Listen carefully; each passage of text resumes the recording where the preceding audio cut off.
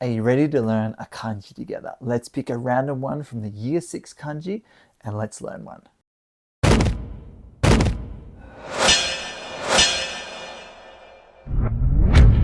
So I'm going to use the kanji go method and I'm going to pick one of the year 6 characters. Now, I do have the way that I usually would study kanji all laid out here, but I'm going to show you how to also do this without actually using a book like I have here. So to start with, I'm going to pick a kanji. It's a random kanji. This is not decided. Let's go middle on the right page. Here we go. Ooh. And this is the kanji.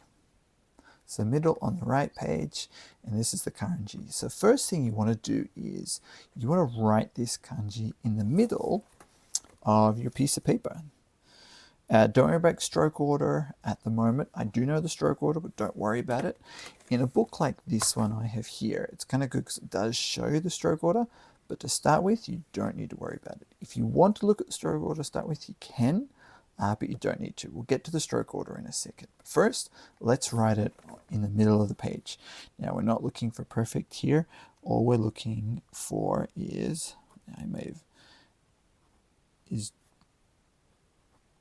okay, so I've got the character. First, let's figure out how to read this character. And this is the most important. This is where a dictionary comes in handy. So I've picked the character and I've got two readings. The onyomi, which is kei, and the kunyomi, which is uyamao. So I'm going to write them here. So I've got my two readings. I've got the onyomi. Now I'm going to make that as an o, and then the kunyomi, which is ku.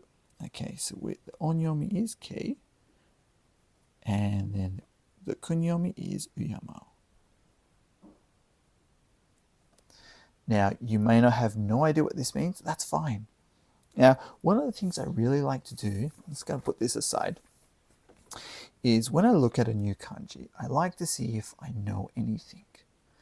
And I already know some of the parts. So for example, I know that this little bit here, and this is all working in progress, is kuchi. So we know this is kuchi. Got a mouth. And one of the things I do like to do is when I'm learning, I like to use a bit of color. So I've got a mouth. I know that there's a mouth in there. And also I know this top bit here, I know that this is kusakamuri. So it's a bit of grass. And one of the reasons why it's good to have colored pencils or colors just because it makes these characters visual. And the more visual you can make a character, the more interesting it's going to be. Okay, so let's just stop there. Let's just say I don't know any other parts. I do know some of the other parts, but let's stop. So I know I've got grass and I've got a mouth. Does that help me understand it? Probably not yet. Okay, let's figure out now what it means in English or your mother tongue. Now, when you're just first starting out, you want to make sure you know what it means in English. As you get better, I recommend you learn what it means in Japanese. But first, let's search for uyamao. Uyamao, sorry. Uyamao. And I can see there, it's the first one that's come up. And let's have a look. So uyamao. Let's tap on it. And this is where, if you are someone who wants to know the stroke order, this app is really good. I can scroll down and scroll down and tap on the character, and automatically it's showing me the stroke order. So if I tap on that, now I can see the correct stroke order. So if you're not sure, this is a really good app, Imiwa. Okay, but we're not here for that. We're looking for the meaning. So, or respect, honor, revere. Okay, cool. Let's write down. Let's go back actually to uyamao, to show respect. Okay, to honor and to worship, to hold in esteem. Okay, so what I usually like to do is here, I'm going to write English. And I'm going to write down what it means in English. So, to show respect. To revere. And to honor. Okay. So, that's fine. Now, if you are an intermediate learner, let's change and let's have a look over here. So if I look for uyamau and it comes up straight away, now I can see this in Japanese. And this is the best part about learning in Japanese. This is the stage you really want to get to. So now you've got uyamau, you can see the stroke order, how many strokes, and now there's a meaning in Japanese. So it says, 相手の人を尊ぶ、尊敬する. So maybe 尊ぶ, you're like, I don't really know what that means. So 相手の人, other people, を尊ぶ, I don't really know what 尊ぶ means. That's fine. Look at the next one. 尊敬する. So respect. Now, if you don't understand what it is, you can actually tap and 尊敬, jump. Now I've got 尊敬, 尊ぶを敬うこと。心から立派な人だと思うこと。So now you maybe understand this better. 心から from your heart 立派な人だと思うこと。So you think that person is a really, really good person. So now you're learning Japanese in Japanese. This is how Japanese people learn Japanese. Let's go back. Okay, we know the onyomi, kunyomi, we know the English, and I really like that second sentence. 心から立派な人だと思うこと. I really thought that was good. So I'm going to add that in and Japanese. So 心から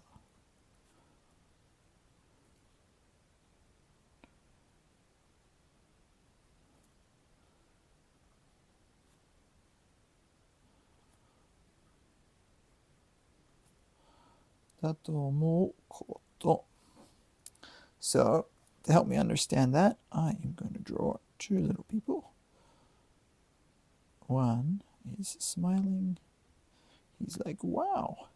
And he's looking up at another person who's also smiling.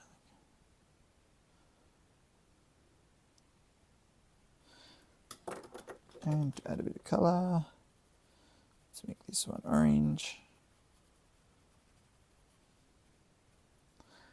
And let's make the other one a blue color. So he's thinking this guy is kind of cool. So that's starting to build a picture around this character. And so as you're learning a new character, one of the things that's really important is take your time. Don't rush it, take your time and just play with it. So now I understand K, but K I don't get that. Uyamao, that's fine. So I know uyamao means ここから立派な人だと思うこと. So show respect. So let's go back to this dictionary. So uyamao, if I scroll down, now I've got the onyomi, kunyomi, nanori. These are the readings that can be used if this is in your name or in someone's name. So you don't need to worry about nanori yet. However, one of the really cool things is it has compounds. And this is where I can tap and see all the different words that it's used with. And this really helps me when I'm trying to study a new character or learn something. So for example, I might scroll down and think, is there any of these that I actually know? Keido, respect of the age. Keigu, maybe there's a keigo. I know that one. Let's see if there is. Keisho. Oh, there it is there. Keigo. So that's a word I know. Keigo. Now it makes sense. So it's honorific or respectful words that you're showing for people who you respect from your heart, right? And I'm actually going to add that one in because that really helps me better learn the K. So let's remember Keigo. This one out there. Keigo. So I know that word keigo. And if you're not sure, if you think you may be going to forget the K, well, it's written there. But you could also write keigo. Okay. So this is honorific language. I get that one. So now we're building kind of a map. We're building a visual image of what this character means. However, still a little stuck for the actual character. Let's go back again. and look at the compounds. And this is where you're able to really start breaking apart the character to turn it into a visual image. So as we had before, mouth, wrapping, and then to strike. So these are different radicals that are in it. So mouth I've got, so wrapping to enclosure. It's got the stroke order. So wrapping, enclosure, wrapping radical. So I might put that out in wrapping. And I might actually think of this as kind of like a present. Got a bow. And let's make our present a pink one. Why not? And what's really important here is as you're learning the character, take your time, don't rush, as I said before, enjoy the experience. And let's give it a blue bow, why not? You don't have to be perfect, but you just want to enjoy it.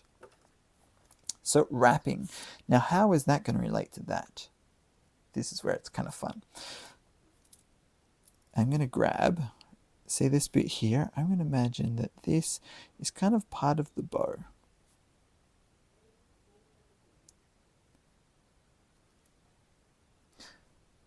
Okay, so I'm going to kind of imagine this little bit is part of the bow and it wraps around the present.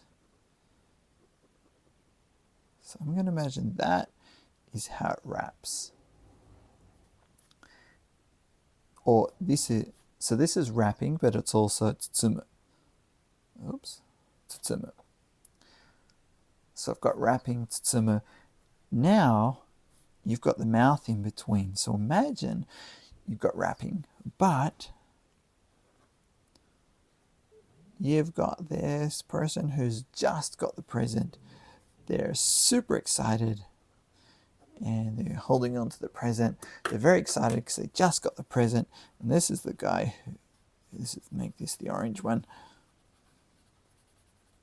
He's super excited because, just got a present and he respects the person. Or maybe even more, they're actually giving the present to someone. So they're giving the present to this one over here. So this one's here. He's looking on. And he's like, wow.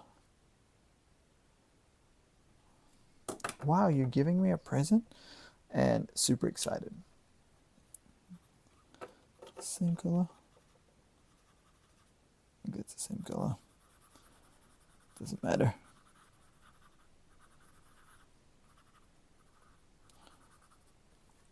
So he's super excited.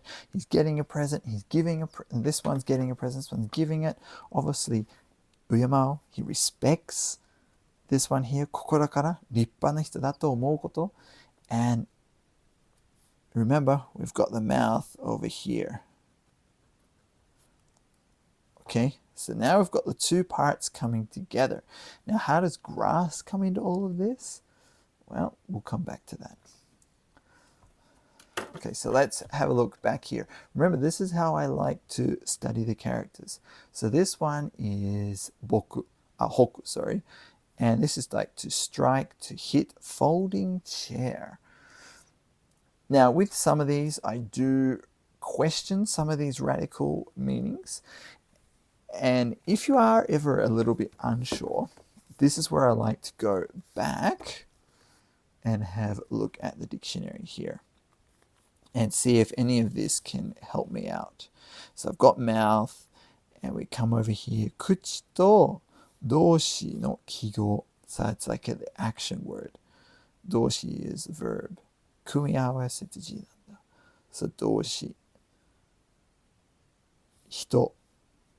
So some of this here can sometimes confuse you a little bit more. Remember, I do feel like some of these, they're also just things that whoever made this book, I feel like made up, because not all of these are always the same in each dictionary.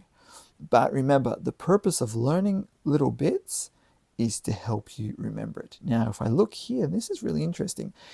Instead of kusakamuri, so I know this is kusakamuri, right? But here it's showing it as person. Hito. Hitoji. what the heck? あ、羊の角. Sorry, I was reading that wrong. So we're looking at, instead of grass, this is 羊の角, which is really interesting. And they're saying that this is a person. So that's really interesting. This actually makes learning the character, again, something a lot more complicated, but it's it adds a really interesting element to this character. So let's actually look at this and pull it apart in a different way. So I was looking at this in a different way. Let's imagine this, in fact, is actually, not sure if that these are sheep horns, or of a ram. These are, if they're ram, they must go around, right? Ram. Here we go. They're horns of a ram. And remember, we're studying the kanji, so it doesn't have to be perfect. So forget about the grass. I thought this was grass, but for this particular one, it appears it's not. This is why it's always good to look at different sources. So let's think of this as the ram. And it's saying that this tsutsumu was actually a person. If I look at that correct. If we look at this correct, so we've got hito, then kuchi. So we're actually looking at now this, instead of tsutsumu, let's put this together. This is actually person, hito. So we have our person. And let's make this person a red one, so it's different. And mouth, that's okay, that works, that's the same, kuchi. And then this one, well, doshi, but I like to come back to here where it says to strike or to hit. So remember, hoku, bokutsuguri, it's a folding chair, or it's striking to hit. So this one is bokutsuguri. Boku.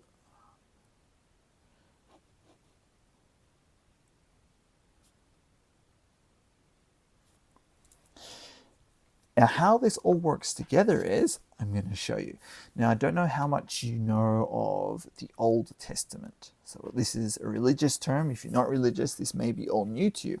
But back in the olden religious days, in the Old Testament, they used to sacrifice a lamb or of some sort. Usually a pure lamb, but they would also sacrifice other animals like rams, etc. So if we take all of this and put it together, I'm imagining that we have like let's build an altar. Let's say we've got an altar. Let's make it. And our altar has what on it? It has a ram. And I don't know how to draw a dead ram, but anyway, I'm just randomly drawing this. Let's imagine that our ram is lying on the altar, and they would often tie it down because it would be, here we go, bokutsuguri, so strike or hit, so it would be sacrificed. And a person is doing this. Now, why would a person sacrifice a lamb? Let's just pretend they've got their hands up in the air, and this is not, it looks a bit gruesome, but anyway, let's just say he's getting ready. He's a bit sad. He's getting ready to sacrifice it. So I'll make this guy the red one again. He's feeling a bit sad. But there's actually a reason why he's doing this. He is not just an ordinary person, he is a religious priest. And who is he showing respect to? Who is he revering or honoring? Well, it's this person here. Now, obviously, if you're not very religious, this might all be quite new to you, but it's really interesting to know that a lot of characters actually have religious meaning connected to them. That might be something that feels really strange, or you might be thinking, no, they don't. The more you study kanji, the more you can actually take them back to religious meaning. So if you are religious, it's really interesting to see how they relate to different things, especially to Judaism, Christianity, etc. Now, obviously, Japan and China are not Christian, but you trace things back enough, it's really interesting to see how there's a lot of these characters have religious meaning into them. So we have a person who's about to sacrifice a lamb, and he is paying respect to God. So he is showing respect, he's revering, he's honoring, and he's doing this to respect God, someone who he worships and who he really, really respects. Now, if you don't like any of that, you think that's absolutely gruesome and gross, well, the other way you can learn, all you can remember it is, there's someone who's smiling, they've got a mouth, they're giving a present, something to someone who's really happy. Now, this person, guess what he is doing then? He is sitting on a folding chair. If that's better, if you find the other one a little bit hard, he's sitting on a folding chair and he's super happy. Let's make the folding chair blue. He's sitting on a folding chair.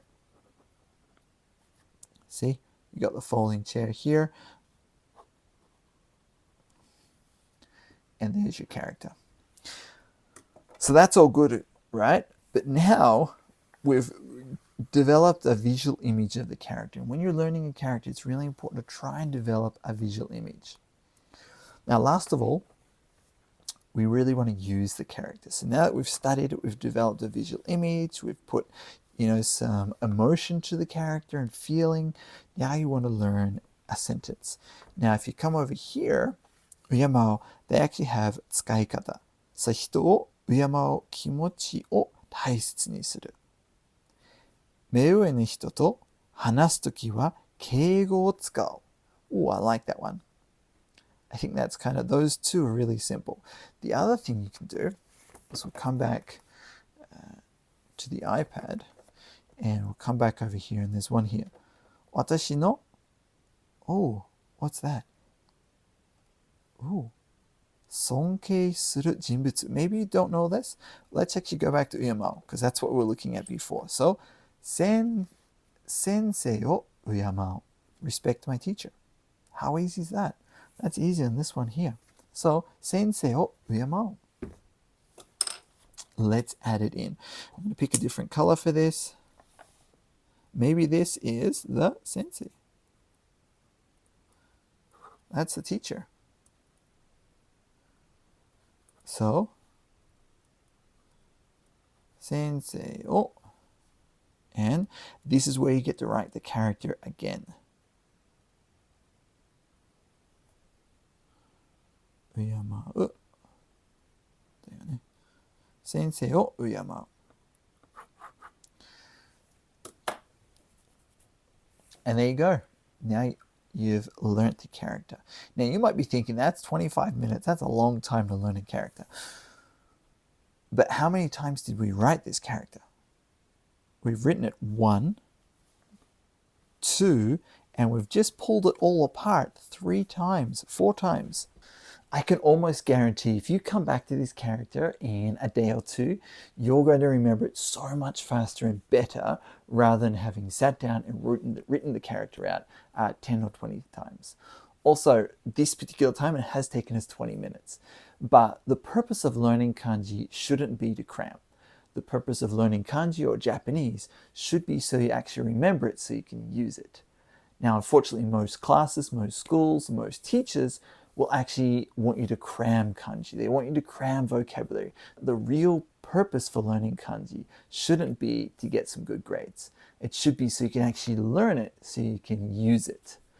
And that's why you want to spend some time, invest time in actually learning the kanji, because one kanji can open up a path to learning so much more about Japanese, its history, its culture, and the language.